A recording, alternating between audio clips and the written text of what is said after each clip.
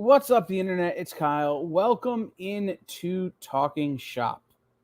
Today, I'm joined by someone whose name you should recognize from the United States of Captain America and one of my all-time favorite books, Dodge City. So I'm pleased as punch to welcome in Josh Trujillo Hey there. from Marvel Comics and from other things. So let's start here at the beginning. Why comics? How did you come to be in comics? How did this industry find you?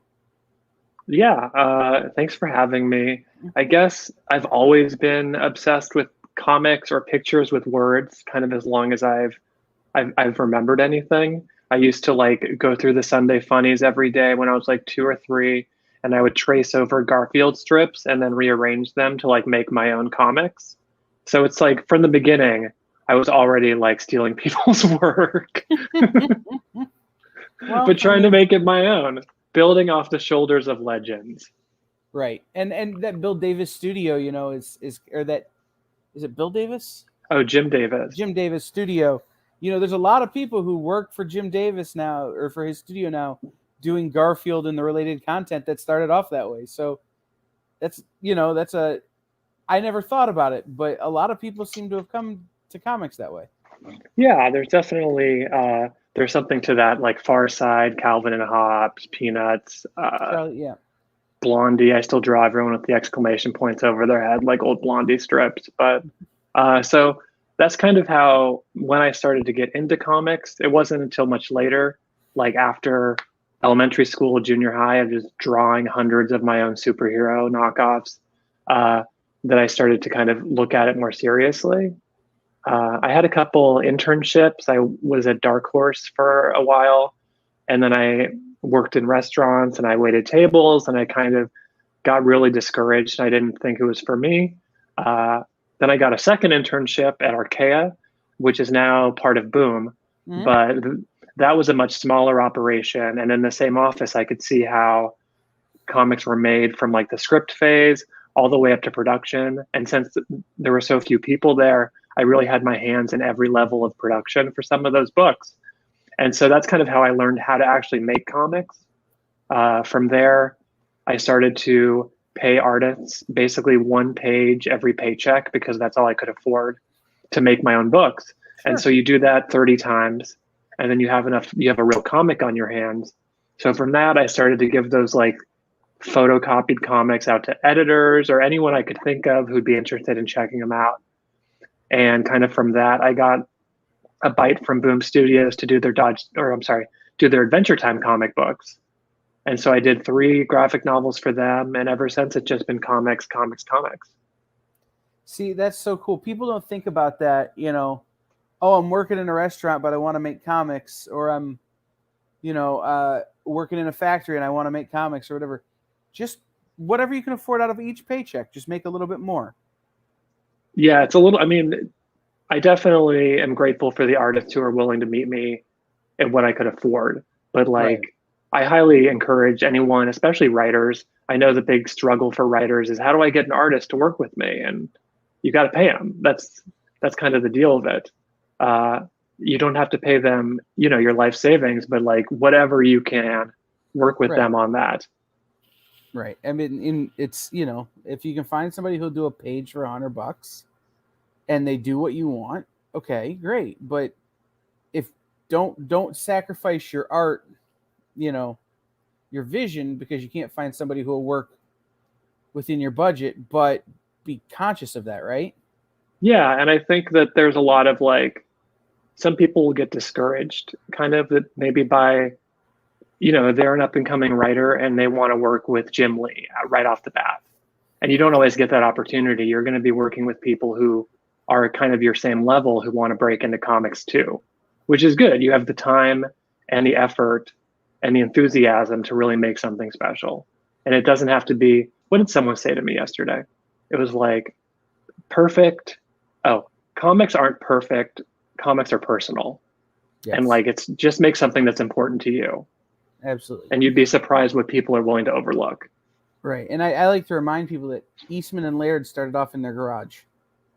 those two guys were nobodies when they made Ninja Turtles, and Yeah. now they're the guys who created the Ninja Turtles. Like, so you work to get to that level where Jim Lee will draw your book, right? I mean, that's the end game, but also like, there's so many different types of comics now that like what you've got your web comics, you've got your stuff like Tapas, you've got your classic Sunday comic strips, and then you've got mainstream comics like Marvel, DC, whatever. And then you've got like little scholastic books like the Raina Telmacher. I can't, the last name I think I'm futzing, but yeah, there's like so many more opportunities than even when I started to get into comics 10 or 15 years ago. So let's talk about Dodge City for just a second, because I can't talk to you and not ask about how does that book come about? Like, whose idea is it? Let's do a book about dodgeball. Yeah, so like dodgeball is only such a small part of that book too. Let's see. I guess it started where I was playing in dodgeball. So there's adult dodgeball leagues all throughout California. I don't know if they are. I know they're in New York and Oregon and Washington, but I don't know if they're in every state. But basically, like these, but they're basically just excuses to drink and wear the same clothes. Yeah, basically that's kind of where we're at. So it was a lot of there's some drinking, but definitely a lot of like teamwork. These were teams of like 20 people on each side, just throwing balls and wailing on each other. But like I had never been in a team sport since like t-ball, I think. And so for me, it was like a really revolutionary experience to be with people who like were passionate about a sport, who trusted me enough to be on their team. And after like a couple years, a couple seasons, I got pretty good at it, I'm going to say. So I always knew I wanted to tell a story kind of about like finding yourself through a sport. And I never thought that dodgeball would be an option because it's kind of obscure and it's kind of associated with like really small children, I want to say. But Boom had been doing a lot of these sports comics like Slam, which is kind of a roller derby comic, or Fence, which was fencing. And so they're willing to look at sports that aren't necessarily football, basketball, whatever. I'll go on. All of those books had a real strong manga influence, I think, too. Yeah, and I wonder if that's just like that's like a generation to generation thing. Like I grew up reading comics on the floor of Hot Topic because they had all these mangas. So I could read Sailor Moon, I could read Ranma, I could read Tenchi Muyo or Trigun. And like those were huge influences for me as a teen. I'd say even more than like what Marvel or DC was putting out at the time. It wasn't really until like the Ultimate books came out, I want to say, that I really got back into comics from since I was a kid. But like that manga influence was huge in Dodge City, which I'm sure you can see. And that was always kind of the goal for me and the artist, Kara McGee, to kind of like get a little bit of that action, because dodgeball is such a chaotic sport. And the big goal of the book was kind of about finding yourself in the chaos. And the manga style just suited that really well. So did you guys work up the pitch and go to them with it, or did you make a few issues and then go to them with it? How did that process happen? I came up with a pitch and like several pages of pitch materials. I didn't have a full script or anything yet, but I went to my editor, Shannon Waters, and she was immediately like 10 out of 10, dodgeball, yes. Because she knew a bunch of people who played dodgeball. And then coincidentally, one of the executives at Boom Studios used to be in a dodgeball league as well. So he's like, this isn't obscure. I know all about dodgeball. So that really lucked out in that way. When we were looking for artists, I had a short list, and Kara was far and away my number one choice. And thankfully, she was free at the moment, so we got paired up that way. And then for the colorist, we had Brittany Peer, who works with Kara a lot and is now doing like some big stuff. She had like several stories in that not Marvel Voice, it's the DC Pride book. And then Aubrey Aiz was hand lettering everything because I'm a big lettering snob. And I was like, if this is my first comic, I want to hand letter it. And that's a mistake because you can't make changes very quick. There's a real advantage to digital lettering.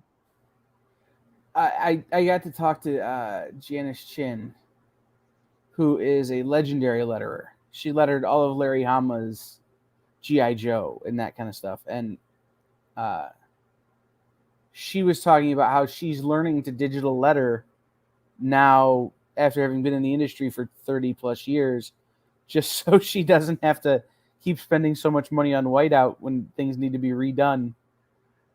She's like, I Yeah, never it's like thought that the day would come where I would learn how to digitally letter, but it's so much faster. I mean, it's faster, and now you can like put in an artist's handwriting to make it feel like the artist actually wrote it out themselves, Mm-hmm. and it doesn't look like forced. It can look like really well done. Right? It's not Comic Sans. Right, which is, I think, some of the early digital lettering we all remember was like monotype fonts and stuff like that. Yep. So from there, from Adventure Time to Dodge City, and I'm looking at your credits list here, and I mean, there's a lot of stuff. Rick and Morty, Wonder Woman, Superman. What was the progression like from doing kind of the Adventure Time and the Dodge City stuff at Boom into getting to work with the big two? Yeah, so it was kind of let's see, I'm trying to think about the order of operations here, but it was like because of Adventure Time and Dodge City, I was able to get a job working in video games, which I'd never done up to that point. And so I worked for a studio called Telltale Games, and they did a lot of these choose your own adventure style cinematic games. And they needed people who could write pre-existing character voices. So they did Guardians of the Galaxy. I worked on a Batman game for them, and I worked on a Walking Dead game briefly. So they needed people who could kind of like match the tone and the style of popular franchises.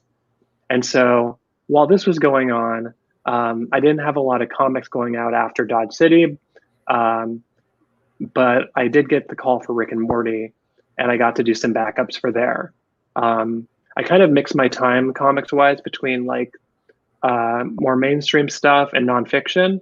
I've done some nonfiction comics for the Nib, and I'm working on a graphic novel that's nonfiction for 2023, maybe, knock on wood. But uh, from Rick and Morty, I think I got the attention of Marvel, and they had me do a short for them for their War of the Realms crossover. And I was going through a lot of stuff, so I think I may have missed the landing, and I was convinced that I would never hear from Marvel or DC ever again. But that didn't happen. I just kept making my own comics, and I kept working in games, and eventually Marvel came calling back. But in the meantime, I got to make a lot of really cool stuff. So jumping ahead, I guess. Oh yeah. You just had United States of Captain America come out. Yes. Issue 1 was, for someone like me who's been reading Captain America for years and years and years, revolutionary. It was a thought that I think a lot of us had always kind of had. That, hey, Captain America, more of a title than a person, but also it's Steve Rogers. And the story that the United States of Captain America is telling is more that first thought of, it's more of an idea. Yeah, I think it's there's that idea that like people will look at Captain America, Steve Rogers, and be like, that doesn't look like the America I know. And so you see that from different people, different walks of life, different groups. And we have a lot of cool Captain Americas already. We've got Sam Wilson, we've got Bucky, we've got Kev Walker, but that's still kind of like a little bit lacking in terms of like the spread of all Americans. So Christopher Cantwell kind of came up with this great idea of doing a road trip book with Captain America. And along the way, he meets all these other Captain Americas, basically. So I was fortunate enough to get asked to do the first issue, which is Aaron Fisher, who's the queer Captain America. And I was able to draw from a lot of my own kind of like personal experiences, and just like what I wanted to see in a Captain America. And so your inclusion in that book, I mean, they ask you to be in it, and then how do you pitch that story that this is the Captain America, or was it, hey, can you write this particular one? It was like they contacted me and they let me know about the idea, uh, and I was totally behind it because I thought it was a great way to be like more inclusive, and it reminded me a little bit of like Spider-Verse, where there's like a different Spider-Man for each dimension, and I like the idea that there's a different Captain America too. You're even seeing that now in like the what is that called, the What If series. They have Mm-hmm. like, it looks like Peggy Carter's going to be a Captain America, or maybe she's Captain Britain. Uh, but I was contacted for that, and I was given a very vague idea. They wanted him to be gay. They wanted him to kind of have this railroad aesthetic to him, because that's kind of his gimmick. He like travels around the country. He's a free spirit. He's a runaway. And so from there, me and the artist Jan Bazaldua came up with the characters' whole backstory, their personality, his costume, and just kind of his whole like point of view. And so I wrote that out, and my editor Alana was super receptive, and so was Chris. And that's kind of how Aaron Fisher was born. What's it like to create a new Captain America? Like, as a comics fan and as a person who, you talked about, you've been in comics for a long time. What's it like to get that call and say, hey, we want you to create a new one? It's really intimidating, I'll say. I thought, I was like, okay, this is one of a dozen new Captain Americas or whatever.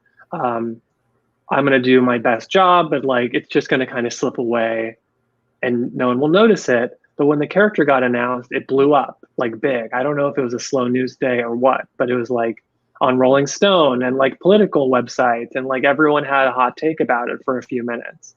And that was really overwhelming for me personally because I didn't expect it. It's funny because everyone I talked to, like, they're like, you made a new Captain America. That's kind of a big deal. And I was like, I honestly didn't think about it until it was too late. I probably would have written, I don't know, something less personal or something had I realized it was going to blow up like this. But it's crazy that a character I made is like part of the Marvel universe. As someone who grew up with that, kind of making their own superheroes, the idea that something I created will be like is part of that fabric, and now other writers and artists can go out and do whatever they want with them, is like really exciting. So let's talk about the kind of the first thing you mentioned there, which is it went, to steal a term from modern day, it went low key viral when the story dropped that your Captain America was coming.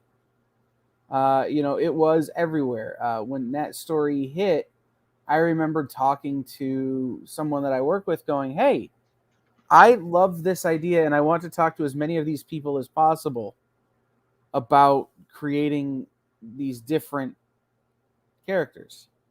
And he goes, why? I go, because every one of them is going to generate fervor and buzz, and it's going to introduce they're going to cater to what I often feel are underserved portions of the comic book fandom. Mm-hmm. Right? Every one of these characters is going to speak to someone who doesn't get spoken to every day in comic books. So what has the response been from people inside and outside the industry? So the response from people has been like, there are obviously those hot takes kind of initially of like, oh, people didn't understand. They thought that Steve Rogers Captain America was turning gay, or they were getting rid of him and putting in a new gay Captain America. But I think everyone who understood what was going on was very supportive of the idea. And sometimes these kind of characters that are geared towards inclusivity, who are kind of more diverse, they can be a little ham-fisted. And me and Jan worked really closely with our editor and tried to make sure we did something that felt like authentic to our experiences. The biggest kind of positive thing to come from it is I've been contacted by a lot of people who are unhoused or work with those communities, and they feel like they've been seen for the first time. And it's really, there's a big youth homelessness problem in America, and it's very specifically targeted towards on how LGBT youth. And so being able to talk about that, even in a superhero way, was like revolutionary for a lot of people. So far, so good. I was incredibly nervous for when the issue launches. I get nervous every time a comic comes out, but this one's a big deal because like that character is going to be floating around in the ether, who knows, forever, because he's part of Marvel now. But everyone's had really kind things to say about him. Trying to think of, do you know who Leslie Jordan is? He's this little Leslie munchkin Jordan, of a gay guy. Beverly Leslie from Will and Grace, and he's on Call Yes, Me Cat, and he's one of the funniest people on the internet. that was one of the strangest reactions I've ever seen. Was he found the character and he like immediately was kind of like, he's a little skinny for me. I like Jason Momoa Aquaman, and I'm like, that's fair. But it popped up on TMZ, and so my mom, who's not a comic book person at all and doesn't realize the scope of anything I do, she's like, I saw your comic book on TMZ, and I was like, what? So the reactions have been from every end of the spectrum of the universe. That's awesome. Like I love that Leslie Jordan is like in, like, because that'll bring a whole level of clout that like you wouldn't normally get because so many people love him. No, you think that some of these things are just gonna, you know, go be in one little burst, but this kept blowing up like way beyond our expectations. And I think some of that was uh, Nick Robles. He designed the variant cover that features the character, and that's the art that they used in every single news story about him. Um, there's something kind of striking about that image, I think, that really connected with people. It's true. I mean, that was, I would say, my favorite cover of the first issue was the design variant. Yeah, the one Jan did, which I Yeah, have a whole closet full of them now. I'm like hunting them down in my neighborhood. that one is kind of my favorite, and I always love the design variants. Chip Zdarsky did a series of them for a while that I just had to have everything. And then he did the ones about how to draw the characters that he had drawn in the design variants, and they were very funny. So I've always been drawn to that kind of concept. I'm going to put it out there, and we're going to treat this like it's The Secret or something. Oh, sure. Beverly Leslie as your Captain America's, or Leslie Jordan as your Captain America's shield handler. Just throwing it out there. We need to make it happen. Marvel Studios somewhere. Oh, I'm ready. Falcon and the Winter Soldier season 2. Here we come. Right, exactly. It's like he is the shield handler, like secret agent. 4'11", speaks with a high Southern accent. I'm in. So you did issue 1, and I the series is sort of an anthology kind of format, right? Overseen by Yeah, so Christopher Cantwell and Dale Englisham are doing the main story, and that kind of weaves across America, and that's how we meet all these other Captain Americas. I think the next one is Nichelle Wright, is the name of the next Captain America. She's from Williamsburg. We've got Ariel Aguiani. She's a Filipino American college student who's also Captain America. And we've got a couple others floating around as well. But basically, it's the main story by Christopher and Dale. And then each of us get our opportunity to tell a story with our Captain Americas along the way. Yeah, I love this idea. I just can't say that enough. So, just if you're out there watching this, this came out this week. United States of Captain America #2, which features the Captain America.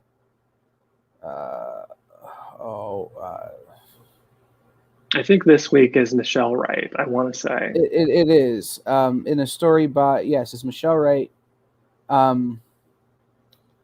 is the one from Harrisburg, and then the next one is actually the Native American Captain America. Oh yeah, Joe Gomez Joe by Gomez. Darcy Little Badger. Yes, which I'm very excited for that one, because the design on that character is super fun too. Yeah, that Like, design is stunning. I would just like it's so detailed, and right. I know that it's been approved, not approved, but it's supported by the tribe, the Kickapoo tribe that Joe Gomez is a part of, and it's just been like it's really authentic, kind of what the character's origins and kind of his where he stands in the Marvel universe. Because some of these things could be handled in poor taste. I'm part Native American myself, um, among other things.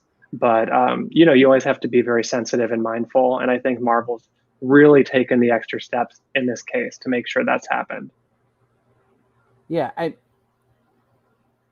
that's super important in this. I think, is that I don't think there's any room for that kind of mistake, to be Yeah. ham-fisted like you mentioned, or to be appropriative, to be, you can't have cultural appropriation in these books. There's no room for it. Otherwise it doesn't work for what the story needs, right? You've got to be real honest and real authentic about the character creation and the character background. Yeah, So definitely. how did that part of it come into play for you? Were there steps you took in writing the parts of your character that you had to like be super cognizant about and slow down and make sure that, the wording was right? Were there things that that you maybe had to fight for in the story that, you thought maybe editors didn't understand? Was there Yeah. any of that? I would say there was some back and forth with Marvel, kind of about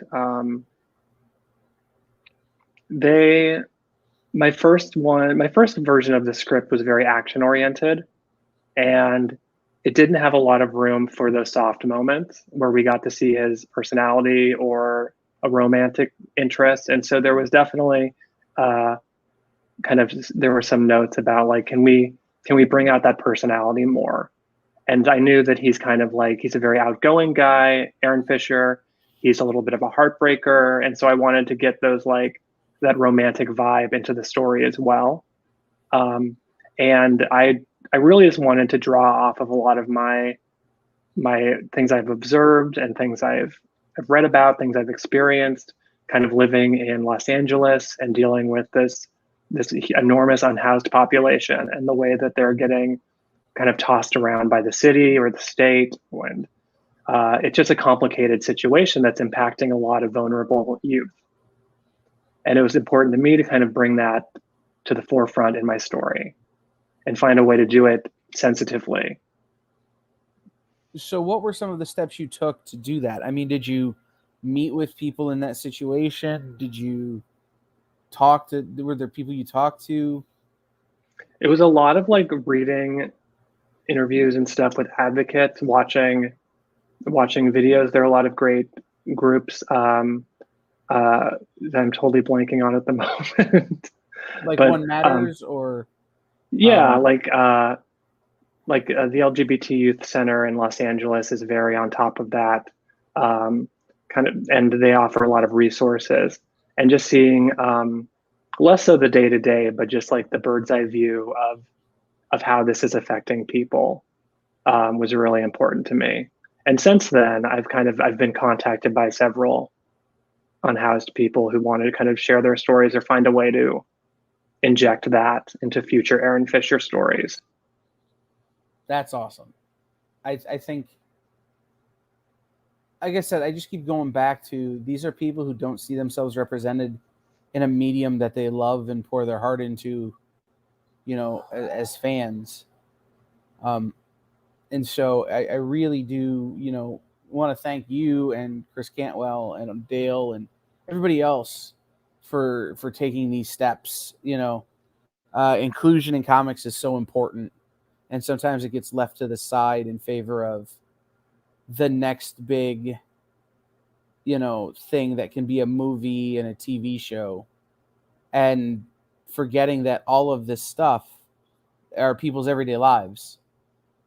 That Yeah.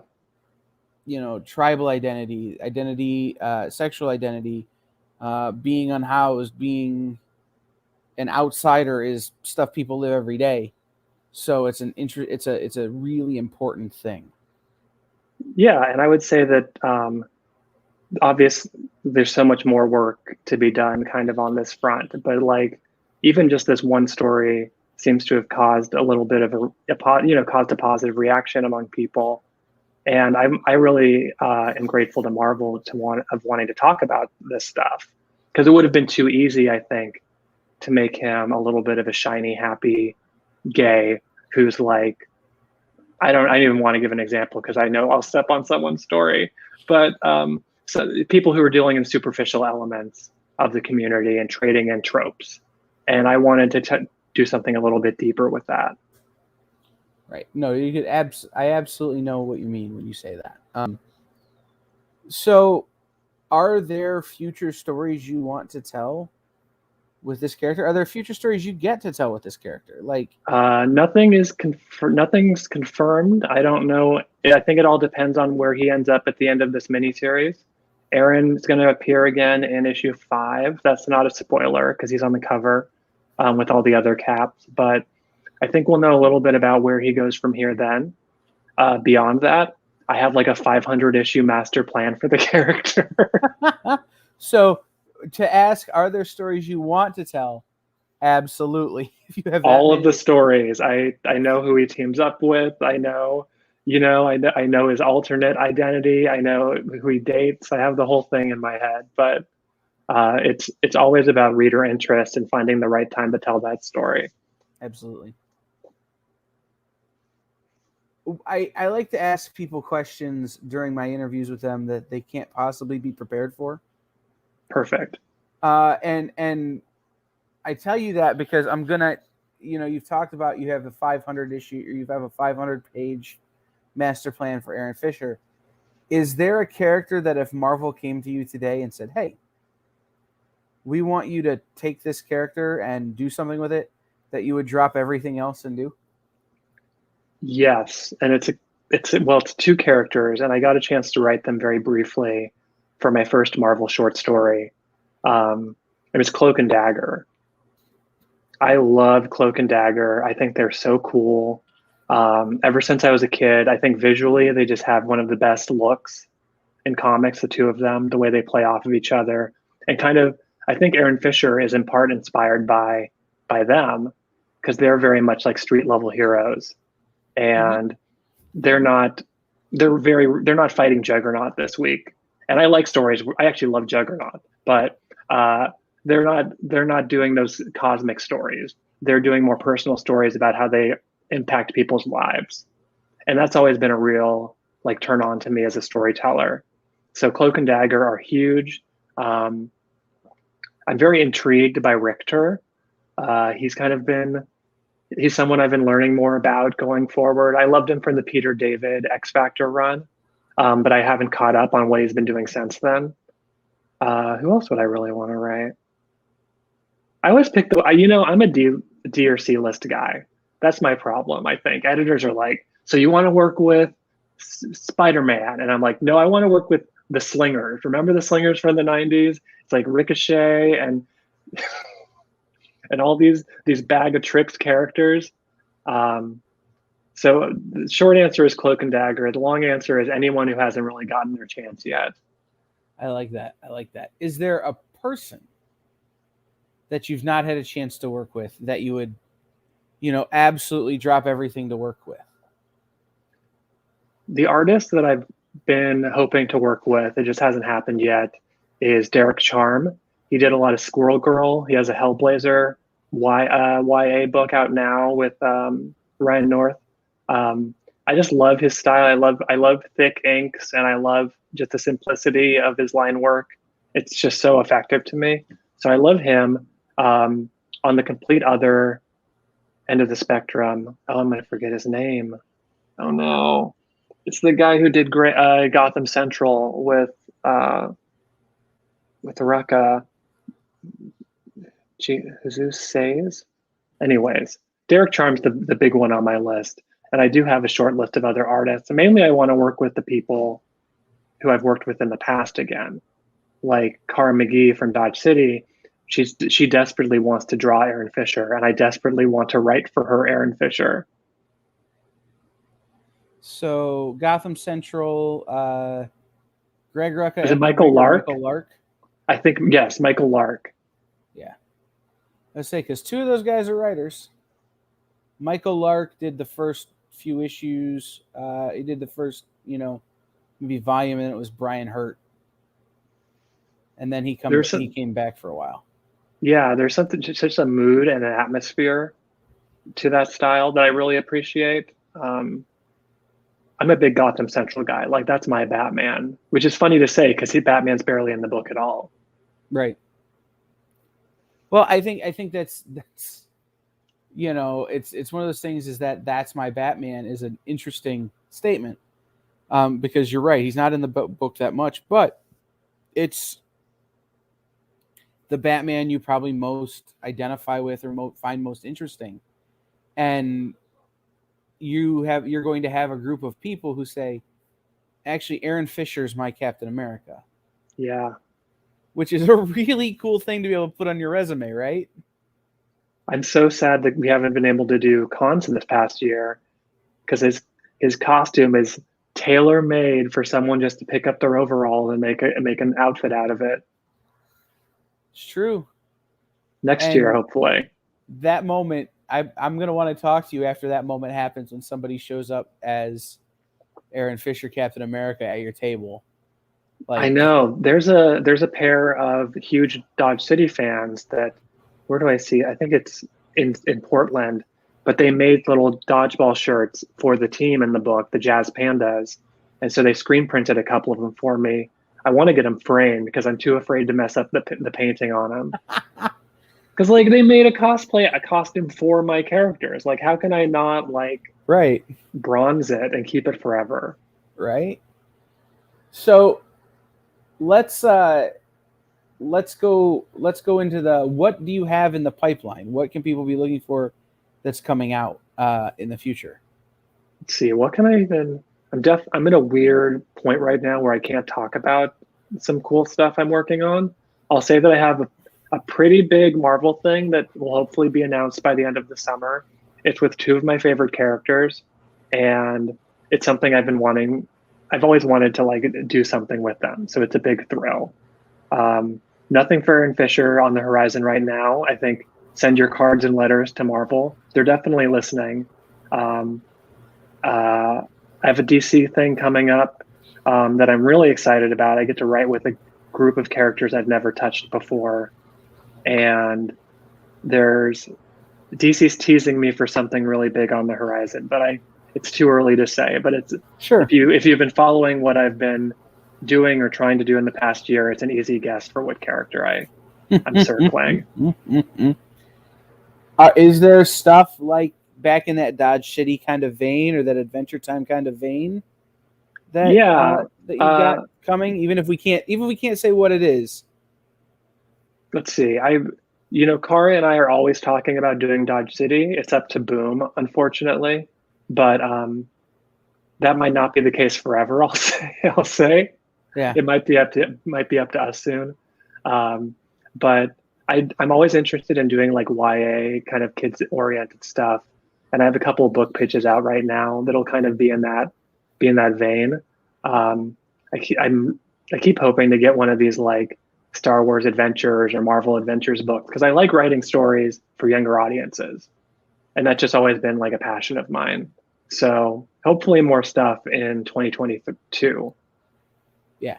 Can you speak to that a little bit? The YA sort of part of your creative process? Like, do you have an idea as to why you're drawn to the young adult sector?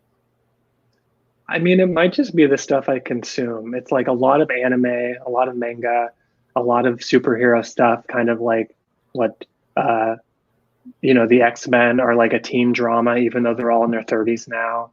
It's true. It's very high school for them. It's very high school. And that's just always been like a draw for me, because you get this, like, I like characters that aren't that well adjusted yet, that aren't that smart yet, that aren't that emotionally developed yet, because it gives you a lot of room for you as the creator to kind of see them grow over the course of the story. And that was exciting for Dodge City. You can see in the 4 issues that we were able to do, you can see the main character, Tomas, kind of go from someone very uncertain to kind of become a little bit of a leader by the end of the arc. And so just like little moments like that, it's hard to find a new arc for like Superman that hasn't been touched on before. But in creating these original characters, it's a whole new ball game, and you get to, like, that wasn't meant to be a pun, but it's a whole new opportunity to do something fresh. Sure.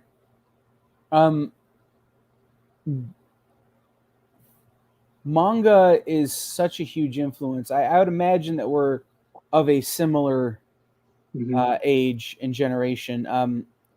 Manga is such a huge influence on people our age. I mean, I remember seeing Voltron for the first time and recognizing that, oh, okay, there's this cool thing that isn't the Ninja Turtles.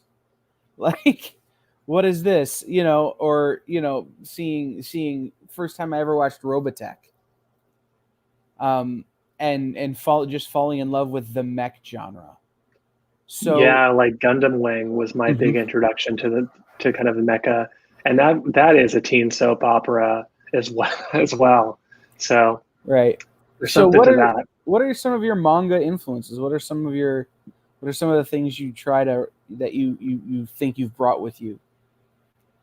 I mean, the big ones are probably like Sailor Moon, Ranma, anything that was on Toonami in like the late 90s. I had to find the manga version of it. I've seen Dragon Ball Z too many times. I've spent too much of my life watching Goku power up on Namek. Some of those repetitive stories, but a lot of Shoujo manga, card captors, a lot of fighting tournament stuff, Yu Yu Hakusho, Dragon Ball, Digimon was a big deal for me. Even more so than Pokemon, I'd say. Digimon fever like really washed over me for several years. I was a moderator of a Digimon and an anime message board, so I have my credentials. Hey, that's a strong one. I having read Dodge City and having, kind of paid attention, things like Prince of Tennis. Oh yes, there's so many great sports anime and manga. But they're so slice of lifey. Even though they're sports, like you have 2 or 3 volumes where it's just one game, and then you have a couple of volumes where it's just very slice of lifey. Which I think, maybe not intentionally, but is part of your fabric. Yeah, and what I think the advantage that these manga volumes have is that they can release 100 pages at a time, whereas in monthly comics you're stuck to 20 or 22 pages usually. And so it's people said that Dodge City's pacing felt incredibly fast, and I'm like, it did, because we didn't have any room to do any. We didn't have the space to breathe like King of Tennis would, or oh gosh, what's the volleyball one I'm watching right now? But those shows have a little more breathing room, and American comics have no breathing room. It's true. So we got a few minutes left. Where can people follow you on social media? Where can they support your comics and support your work? Yeah, so you can find me on social media at Lost His Keys Man. There's another Josh Trujillo who's very talented and has my handle. So you have to go to Lost His Keys Man and not Josh Trujillo.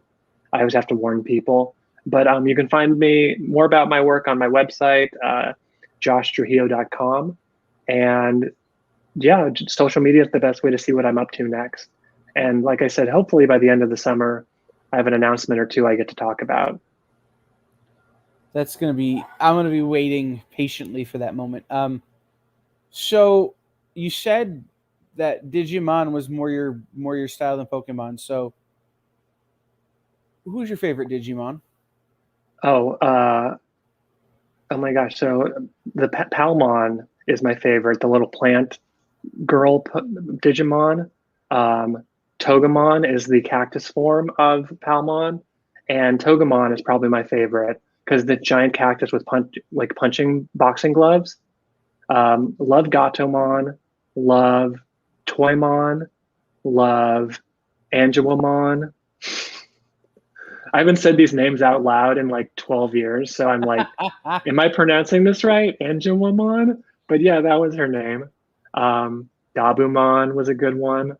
Uh, Diavoromon. Yeah. So the thing about Digimon is it's like the anime is very mature in Japan. They cut a lot out for the US Fox Kids version, which I didn't know at all until I came back to it because I think it got re-released on Netflix a while ago.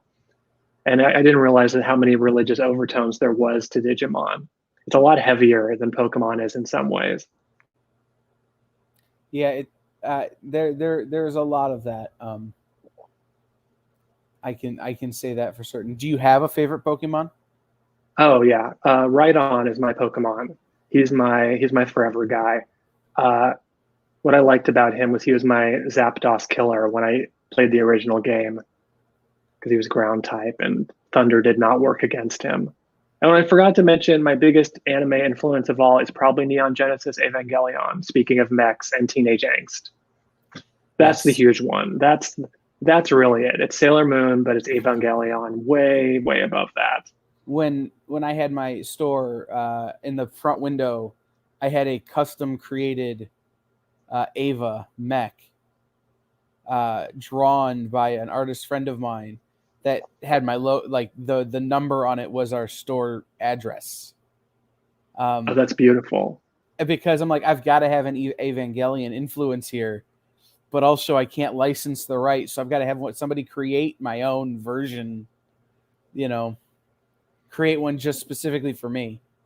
I'm so tempted always to get one of those model kits from Japan, but the Avas just look so detailed. I know I would destroy it. Yeah. I'm getting this Lego set of, Dom's car from the Fast and the Mm-hmm. Furious, his Charger. I want to get that because you can buy a custom light setup. So it like lights up underneath like a real souped up car. Um, but it's like 1,000 piece Lego set. It'll take me the rest of my life to put it together. That's funny. So the next question I like to ask everybody, and I promise we'll come back around to talking about things that are relevant. But is if you have the ultimate nerd garage, you get one car and one spaceship from all of pop culture. Have we Oh, this just is answered that question I think we inadvertently? answered it. I think Dominic Toretto's Dodge Charger is probably the car I want. And then the next one was spaceship. Yep. Oh man, let me think about this. Who has a good spaceship?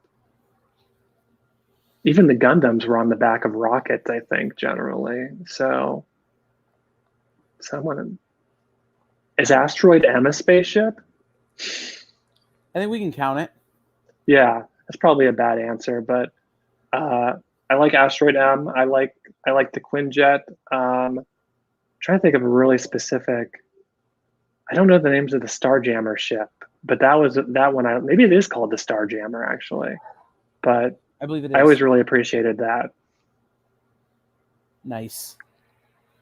If you were stuck on a desert island and you could have one album, one book, and one movie, what would you take? Okay, so my album is this ABBA album, Live at Wembley Arena. I'm a big ABBA head. You could probably Sure. tell because Aaron Fisher's wearing overalls like in Mamma Mia. But so was it album? Was it movie? Book and movie. Book? So book is probably going to be 1984, even though that would be very depressing on a deserted island. Um, and then movie is this movie from the 70s called Network. It's my favorite movie. Eddie It's kind of a Chayefsky. dark comedy. Yeah, yeah.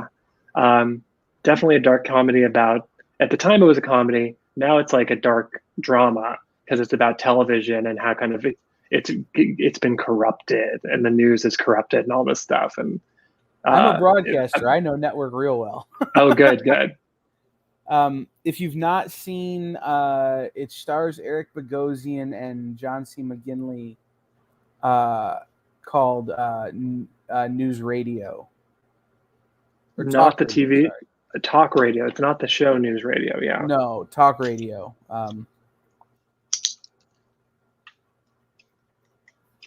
writing that down Eric for later. Bogosian and John C. McGinley, Michael Scott, Ellen Green, Alec Baldwin makes an appearance. Like that movie is also in that same vein as Network and about the sort of pitfalls of traditional media. And yeah, that's all. That can happen. It's so interesting to me, like the way that stories are kind of the power of stories, and news is effectively a story, and television tells a story, and everything is like, I don't know. It's just easy to see that in our everyday life, and especially with network, my cynicism is justified. Yeah. Yes.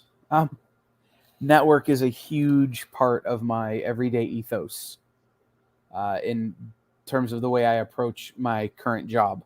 So, it's every day I'm working to fight against the things that, cause what happened in Network and what happened in Talk Radio and what happened in so many other of these shows like that. Yeah, to prevent them from happening. And like that's why like a lot of my work kind of has like a humanistic or like a positive quality to it, like a hopeful element. Just because I hate to put more cynicism into the world, even though I myself am very cynical. It's like, what can I do to like push things forward a little bit and try to make a positive impact? So to get it back on the upbeat here. Yeah, of course. The United States of Captain America is out now in comic book stores. Issue 2 came out this week. Issue 3 is next month, obviously. Dodge City is still imprint from Boom Studios, correct? Yeah, there should still be trade paperbacks available of that, and never stop bugging Boom Studios about more. I'll send you an email when we're done here. Oh yeah, please do.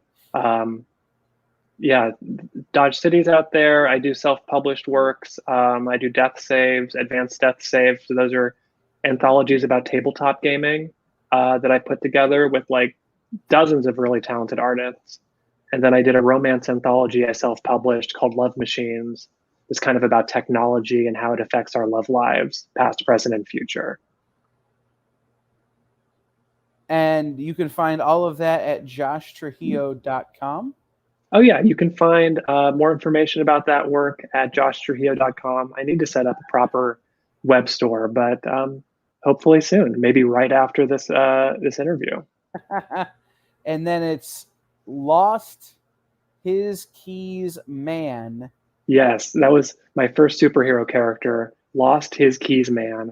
So I've just used it ever since. On the socials. So everybody go check those things out. Support Josh, support his work. Thank you for coming on. Thank you for talking. Oh, of course. Thank you for having me. I'm very appreciative of the book and the stories that it's telling. And Aaron really resonated with me. I have many friends who have been in that situation because of some of the work I do outside of here. But it was really great to get to read something that I knew so many people that I cared about could identify with. Yeah, thank you. Yeah, I'm really optimistic about the future of the character, whether it's me or someone else writing him, just because I know he's made a little bit of an impact already. And I would just, like I said, let Marvel know if you want to see more from these characters, because they just gave you 5 really cool new Captain Americas, and I hope they stick around for a while. Absolutely. So thank you, Josh. We'll be talking to you soon, hopefully about some other big announcements that you have. And, yes, I'll be happy to come back when I can talk about a thing. All right. anytime, just hit me up and we'll do it. So thank you so much. Of course. Thank you.